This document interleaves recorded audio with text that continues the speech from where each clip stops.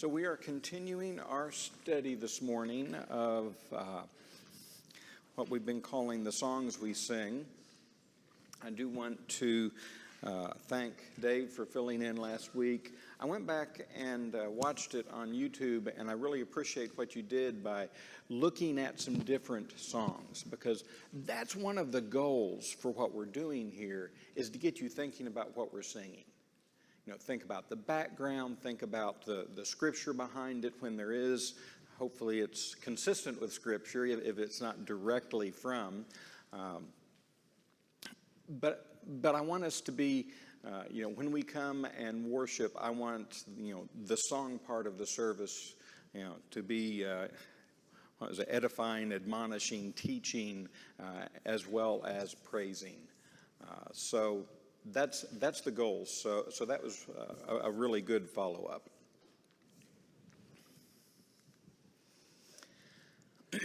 Now, on the subject of what we sing, we talked last time I taught, a couple of weeks ago, about Paul referring to psalms and hymns and spiritual songs. And we talked a little bit about what that meant, where he likely came up with the phrase.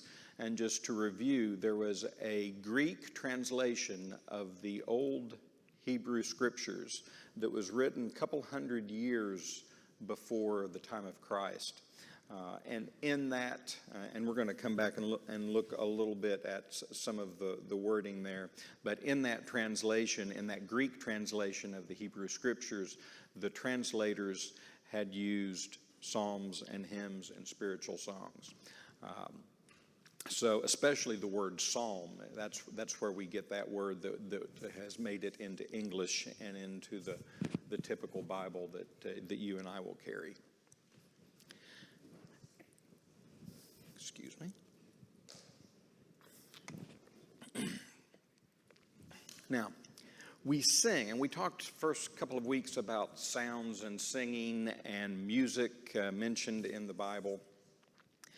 Out of those psalms and hymns and spiritual songs, only the Psalms were considered to be inspired. But interestingly, as far as direct quoting or direct singing of the Psalms, we do very little of that. We do lots of hymns, lots of spiritual songs. We have a lot of songs that will allude to some of the Psalms, or maybe they'll take a line here and there from it. But it was very important to the early church and to the Jewish people before that. So we're going to take at least 2 weeks, maybe 3, I haven't decided yet, to look at Psalms. That was, and interestingly, as we'll talk further in another week, while there is much of the Old Testament that is written as poetry, this is the only, or one of the, maybe couple of sections, that we know was sung, just because of the name. And we talked about where the word Psalms came from, in that it was, that Greek word meant to pluck. So this was poetry, this was verse that was collected and collected for the purpose of, here are the songs we sing with our instruments that were put into the Old Testament, the temple or the tabernacle worship by David. So these we know were sung. To go along with that, I really wish I could have heard what they sounded like.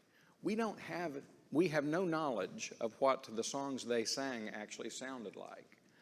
We know hundreds of years later there were chants and things that we at least have some record of, but no TikTok videos or Instagram reels where they recorded these songs. So we don't know what their music was like. We know they had instruments. We know they had timbrels and trumpets, lyres, harps, that type of thing. It's easy, I guess, for us to, if we try to imagine it, to think about Western music, and I talked about that in the second lesson. There's 12 notes in an octave before it starts repeating, and all the harmonies that are involved. There may have been harmony, it may have been unison. I'm going to guess it's not soprano, alto, tenor, and bass like we have written in most of the books that we would look at. But nevertheless, they sang.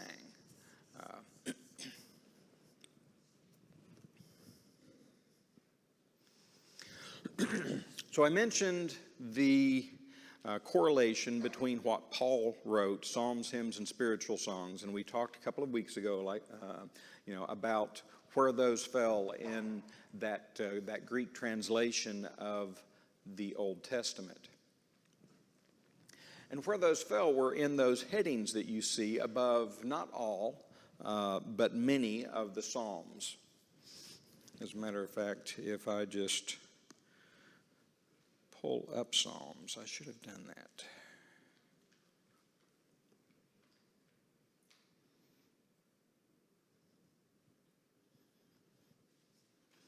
The first couple of Psalms do not have the header, but the third Psalm says, a Psalm of David when he fled from Absalom his son. Psalm 4, to the choir master with stringed instruments, a Psalm of David. 5, very similar, to the choir master for the flutes, a Psalm of David. So these headings are there. I never really looked at where they came from until recently. They are not considered part of the inspired canon. They are, I'm taking my slide out of order. There, the second point. They are not considered part of the inspired canon, but they have been around and part of the copied word for centuries. That they were in this Greek translation from 200 years before Christ. And they were in there because they were in the Hebrew scriptures that had made it to that point. As you can see, the first bullet in the Hebrew scriptures, the headings are on all but 34 of the Psalms. The numbering, by the way, in the Psalms, we have 150, which has made it into our Bible. That is essentially the same as it was at the time of Christ. There were a couple that were split and a couple that were joined and that kind of thing, but essentially the 150. And all but 34 in the Hebrew text, all but 17 in the Septuagint. LXX is a traditional abbreviation for that Greek translation. There are some differences between the Hebrew and the Greek headers. So some of those, not just different, but kind of conflict. They don't agree. So, that adds to some of the lack of confidence that we might have.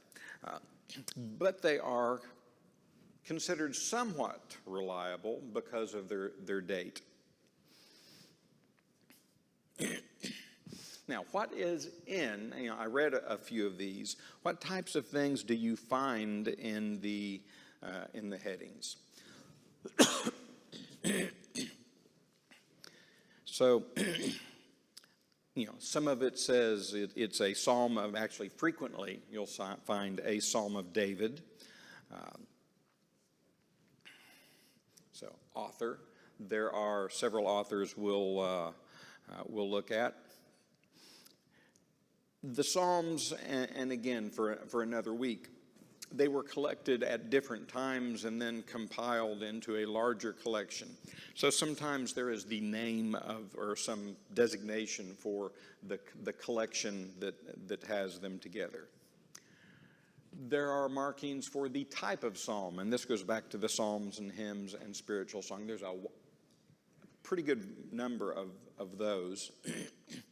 There are things that appear to be, musical or liturgical notations for their worship. We mentioned musically, I read, for the flutes, with stringed instruments, that type of thing.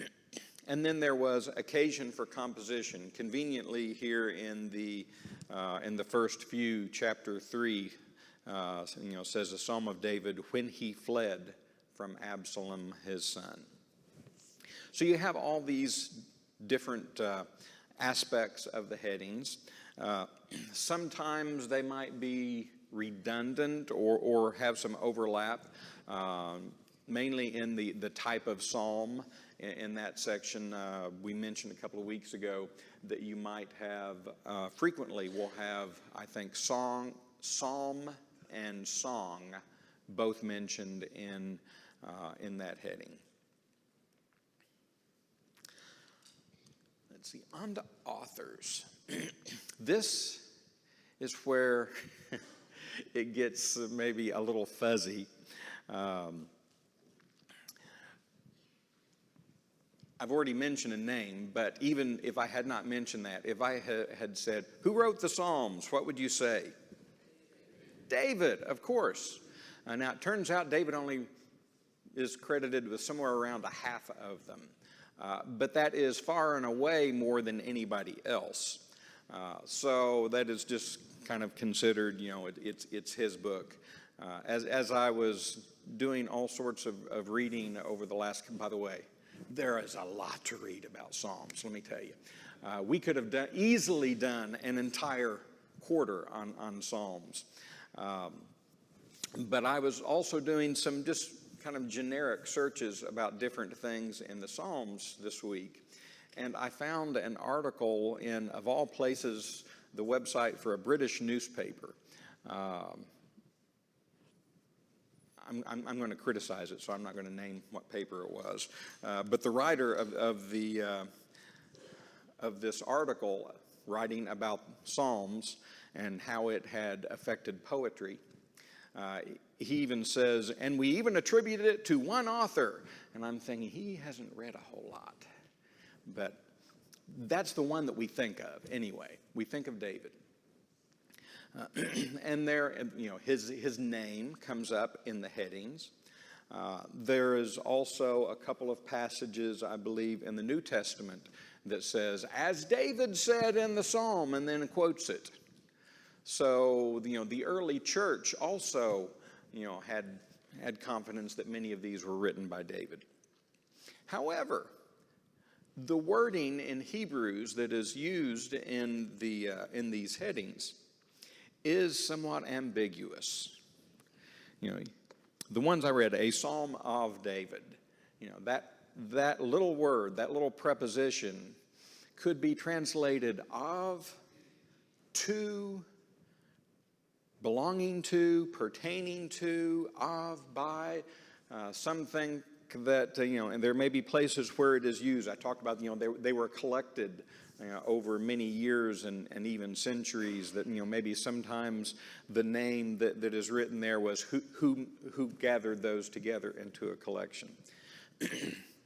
So, when you read these, remember, it's not inspired. And there may be a little bit of doubt as to who wrote this. Now, some of these, especially the sections that talk about the occasion of their writing, some of it is speculation. Some of it you can read and say, "Oh man!" So the things that are talked about in that psalm really go along with this event in the life of David. So there are some places where you can see that was probably it. A lot of them are not so clear. So there are some ambiguities and doubts in here. Mm-hmm. It says is it possible that he commissioned some of them to be written? It's absolutely possible that might be, he commissioned it.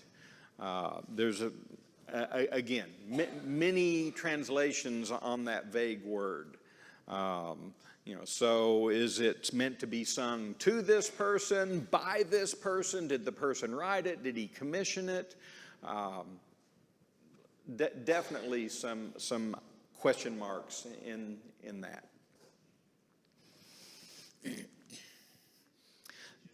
Yeah.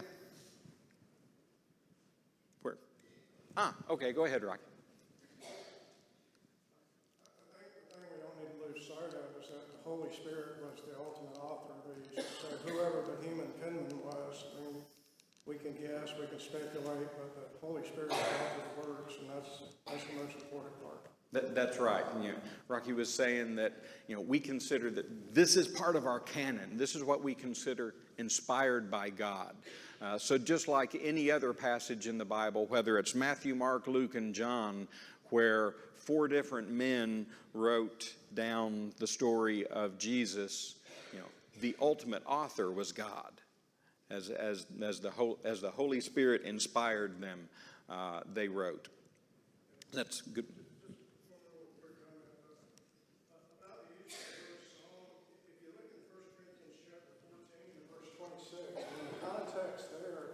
It's talking about the abuse of spiritual gifts that the Christians had in the church of Corinth. But the context is their use of them.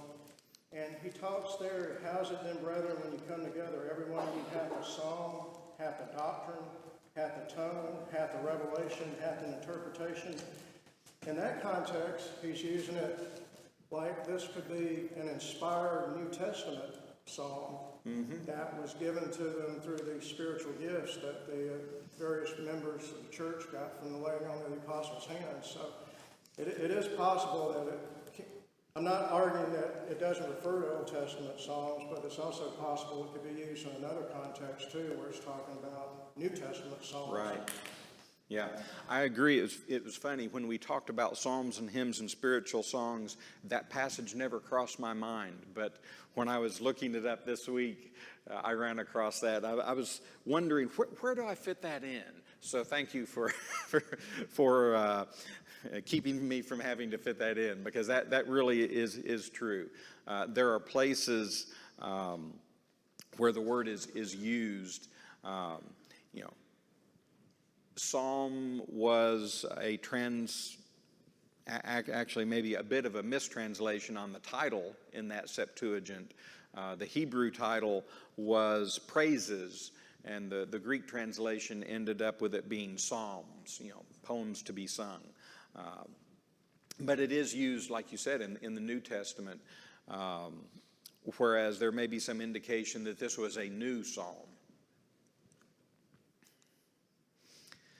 So the authors that we find in those headings, again, we said David, at least 73 of them, and these may not add up to 150, but somewhere around 73 is the number he's credited with in the Hebrew. I think it's the Septuagint. I said there were some differences in those headings. They gave him 84. So somewhere in that ballpark, around half of the Psalms are attributed to David. About 50 of them don't say. There's no indication whatsoever. I think the number was 34 Psalms don't have a heading anyway. So certainly those would be anonymous, and some of the others don't give an author as well. Asaph, David's choir leader, was given 12 of them. There was a group called the Sons of Korah. Now, Asaph and the Sons of Korah and a couple of other names were mentioned in... Where was it? I guess they were both in 1st and 2nd Chronicles, or in that neighborhood, where that description we talked about, where David was commanding, and this was also through God's prophets, that there would be the singers and the musicians in the temple worship. So these were names that were given then. So they were leaders. Some of the Psalms say, to the chief musician, or to the choir leader. So they were probably, fell into this category. So Asaph, the sons of Korah, had 11. Then you get into a couple of these names. This is one of the few places you will see them. I'm not even sure how to pronounce this one. Jeduthun has 3. Solomon has a couple that are given. Moses, Ethan, Heman, and the Ezrahite are all attributed with 1 each. So there's a wide variety, and that's roughly 150 if you add that up. I think I looked at it and it wasn't exactly, so I might have missed a number, or maybe there's some debate on some of them.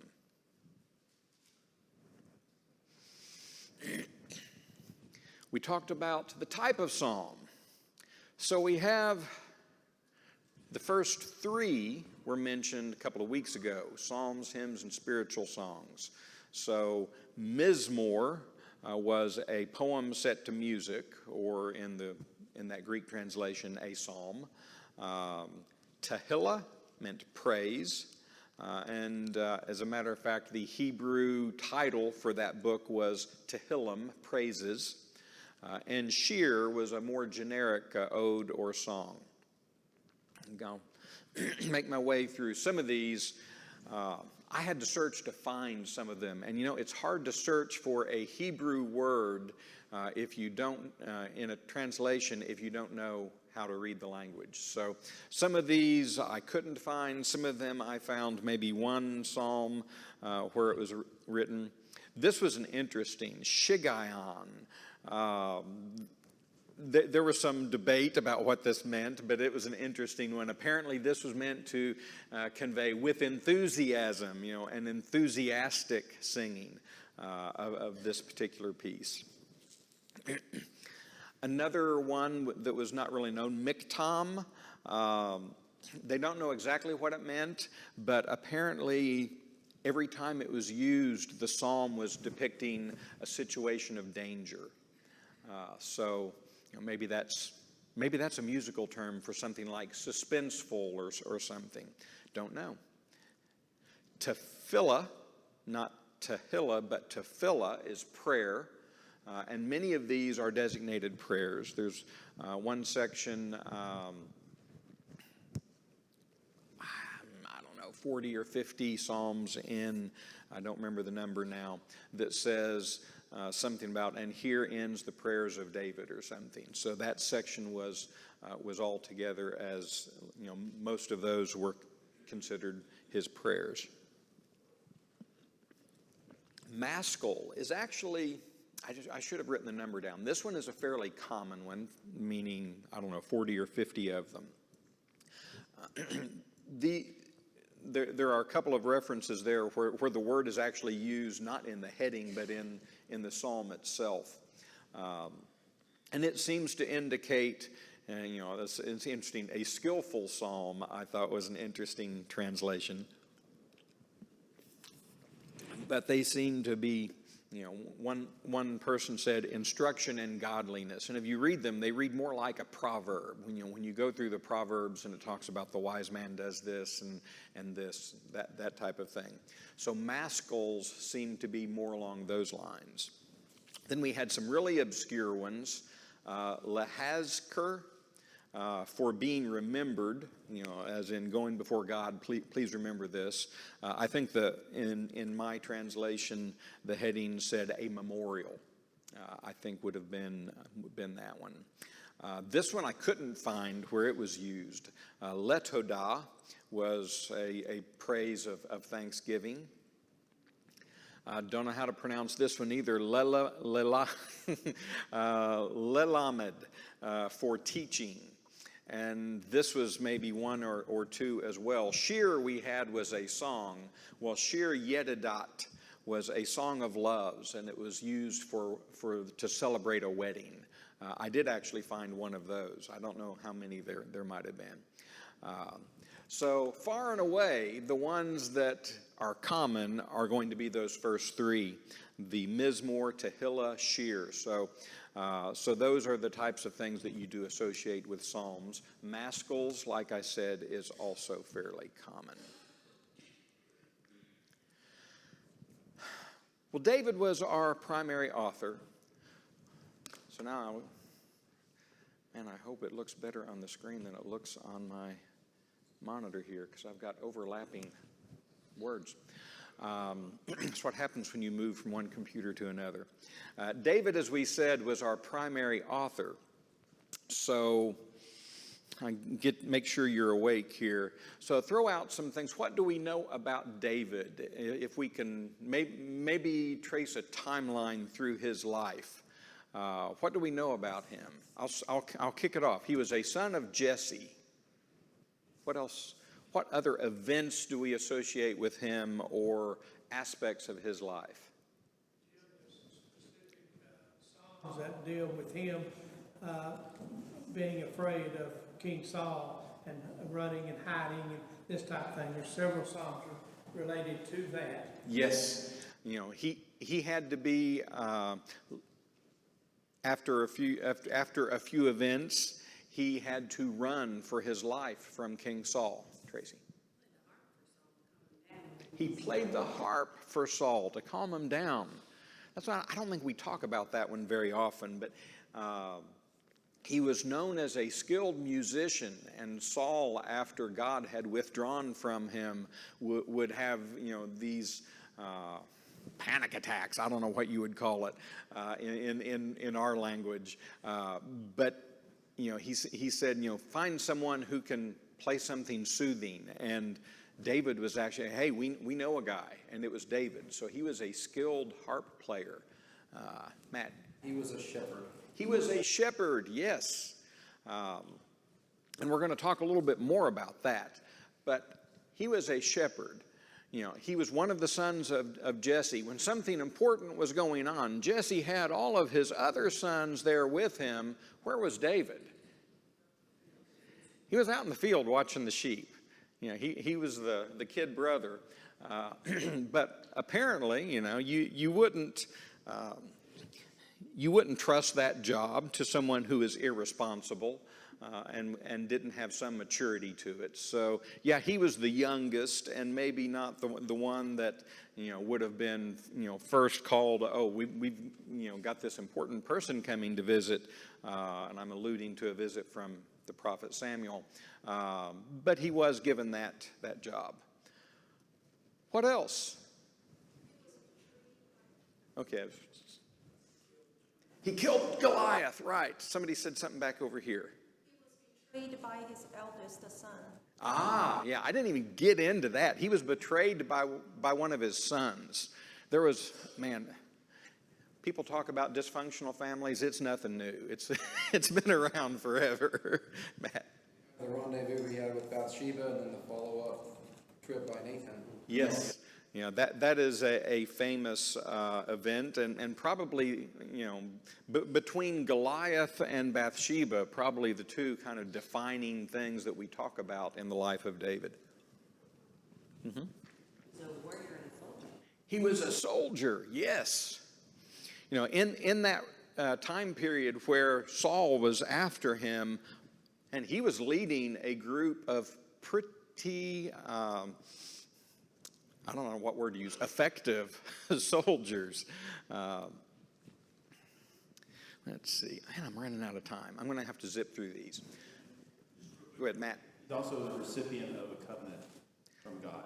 Yes. Which is really important because that his kingdom would last forever. Or his seed, actually. Mm-hmm. Singular seed would rule forever. Right. I don't have that on my bullet list, but that is very important to the Psalms, and we're going to talk about that maybe next week. So David was a son of Jesse. He was a shepherd. No big description of this, but, David tells Saul, I defended my flock against lions and bears.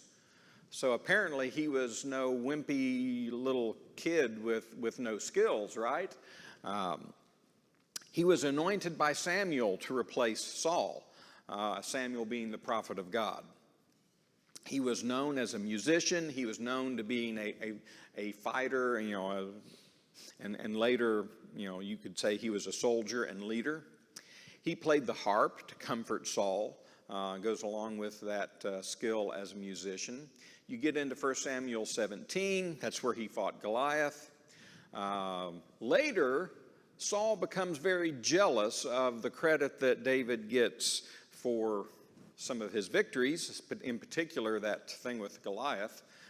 Now, if you come right down to it, Saul as the king should have been the one to meet the challenge, and he didn't do it. But he was pursued by a jealous Saul. I'm going to skip some time. He becomes king after Saul is killed in battle. Oh, I meant to mention, when Saul was jealous about the credit that David was getting, when he comes back from battle, it says that the women were playing timbrels, I think, and singing this song about Saul has killed his 1,000, but David his 10,000s. Once again, music involved. After Saul and his son Jonathan are killed, David sings a song of mourning.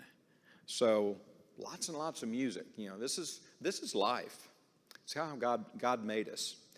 And then years later, he did appoint musicians and singers to lead the worship according to what was given to the prophets from God. Okay. Make sure I don't run out of time. That first part took a bit longer to go through than I intended.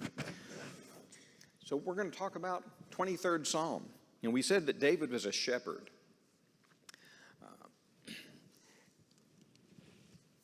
You don't really get, there was no description of the event of a young David fighting the lion. I don't think I've forgotten something. We just kind of pick up David in 1 Samuel 16, and he already has a bit of age on him. He's a teenager or so.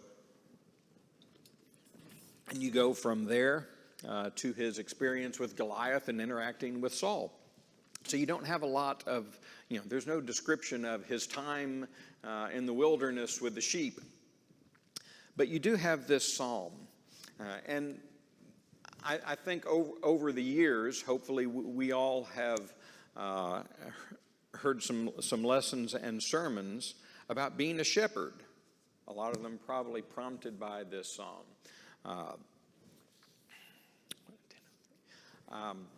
So the Lord is my shepherd. I'm just going to read through it. The Lord is my shepherd. This is New American Standard, by the way. I will not be in need. He lets me lie down in green pastures. He leads me beside quiet waters. He restores my soul. He guides me in the paths of righteousness for the sake of his name. Even though I walk through the valley of the shadow of death, I fear no evil, for you art with me. Notice I went into the King James that I said, you art with me. For you are with me. Your rod and your staff, they comfort me. You prepare a table before me in the presence of my enemies. You have anointed my head with oil. My cup overflows. Certainly, goodness and faithfulness will follow me all the days of my life, and my dwelling will be in the house of the Lord forever. So we think about this psalm mostly related to being a shepherd, because that's the way it starts off. It actually kind of has two parts. The first of it talks about, the Lord is my shepherd. And you go back, David knew what it meant to be a shepherd. He knew all the care he had and protection that he had to give to the flock. He lets me lie down in green pastures. He leads me beside quiet waters. A shepherd, the flock relies on the shepherd to take them where they need to go, whether it is finding food or good water, protection from wild animals. And David knew that well when he penned this. So he's talking about, the Lord is my shepherd and I won't be in need. He protects me. He gives me the nourishment, and I'm thinking spiritually here. He leads me beside quiet waters, and he restores my soul. About this particular song, if you think about it and read it, it tells you what the responsibility of our elders are today. Starts right out, the Lord is my shepherd. That's an elder. I'm talking about in our language today, that's an elder. And it goes through, if you start reading those things, it hits directly upon what the deals is there. I know that was always been very important to me over the years, particularly when I was serving as an elder, that this tells us what we need to do under any circumstance nearly. Mm-hmm. That's a great point. We're looking at the role of a shepherd and how he takes care of the flock. You have a similar parallel to Jesus being the shepherd of the church, and then that comes down to the local church. Individual elders are shepherds for us. So that's a great point, that there are many levels of meaning to the lessons we can get from this. So it goes from you're my shepherd and you protect me to now in the last half, I get to sit at the king's table. Now you are my king, and you've prepared a table before me, and in the presence of my enemies. Once again, there's protection. So you've anointed my head with oil, and my cup overflows. So you're providing fully for me. And then, finally, goodness and faithfulness will follow me, and my dwelling will be in the house of the Lord. So because of this relationship with my shepherd, this is where I'm going. I will follow him. I will be faithful. So we've got a couple of minutes. Again, open it up to you. What do you see here about his experience as a shepherd and what it does for the psalm that he writes?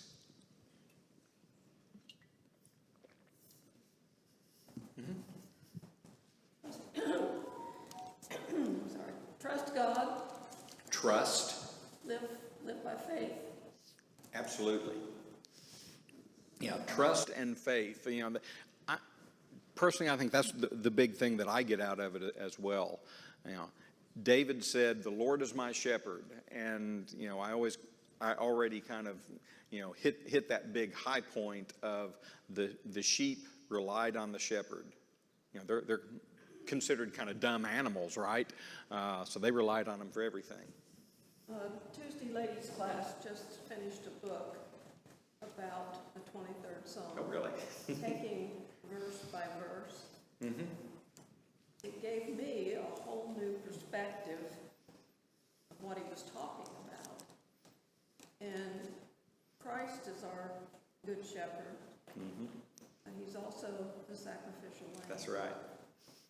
So it was an excellent study. It wasn't really meant to be a lesson book, but we used it that way because the man that wrote it had been a shepherd. Mm-hmm. And he explained each verse and talked about the different things that had to do with the shepherd. I wish I'd had that book to read for today. She was talking about the study they just finished. Went through this passage and brought out a really interesting point. Is Jesus is pictured several places as a shepherd, but also as a lamb. Tracy.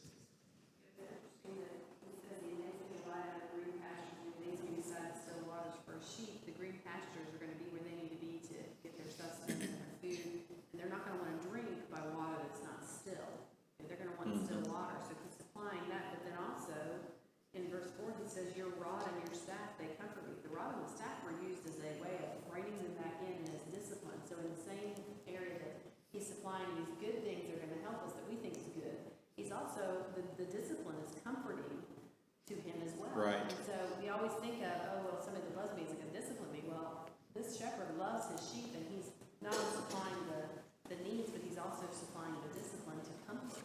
And we would think of discipline and comfort being in the same world, but it is here. Right, so he's guiding them and maybe a little bit of chastising with that rod. Go ahead. In every responsibility and every challenge and every situation, he gave God the glory. And that's why God used him. He gave God the glory, absolutely.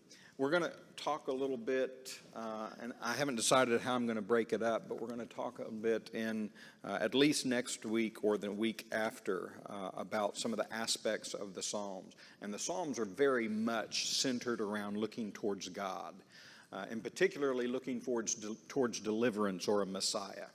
I do want to, we generally hit the songs at the end. So this is not the easiest song to sing, actually. I do want to read something about the words for this psalm, and we'll talk later about verse and music and whether things rhymed in Hebrew, that type of thing. But translating poetry, or songs for that matter, either one, can be difficult because we expect poetry to have a rhythm and a rhyme. English and Hebrew, totally different. But an interesting story, there are several versions of this song, and I want to sing at least part of it if we have time, if I don't run out. Because this is one of the few psalms that we actually sing. But a story about the words. The psalm, by the way, this is from Then Sings My Soul, I mentioned first week. Psalms were originally written in Hebrew. When translated, they don't typically have rhyme or rhythm for easy singing. In the early 1640s, Francis Rous, an English Puritan, rendered all 150 psalms from Hebrew into metrical English, meaning he translated it so that it would have a rhythm, a meter. The General Assembly of the Church of Scotland, of course, meeting in Edinburgh, took his translation, submitted it to revision committees, and they spent 6 years comparing his metered psalms with the original Hebrew, seeking to develop a singable translation that was accurate. Finally, in 1650, the Scottish Psalter was released and approved for congregations of the Church of Scotland. So the words that we would commonly sing when we sing a couple of the translations are based on that very painstaking translation straight from the Hebrew into some English that had some rhythm to it. There are a lot of different, there's at least 2 different melodies that I've seen. Number 134 is the one that I think we're most familiar with. There's another one that dates, and it's an old one as well. It's from like the 1800s. There is one that dates from the 1600s that I don't think I've ever sung before. I know when I was growing up, the songbook at the congregation I went to had like 5 versions of the 23rd Psalms back to back. So many ways that this can be sung. I'm running out of time, so honestly, let's just do one verse of this. I hate to do that, but for the sake of time, that's what we'll do. The Lord's my shepherd, I'll not want. He makes me down to lie in pastures green. He leadeth me in pastures green. He leadeth me the quiet waters by. All right, thank you. It's 10:15.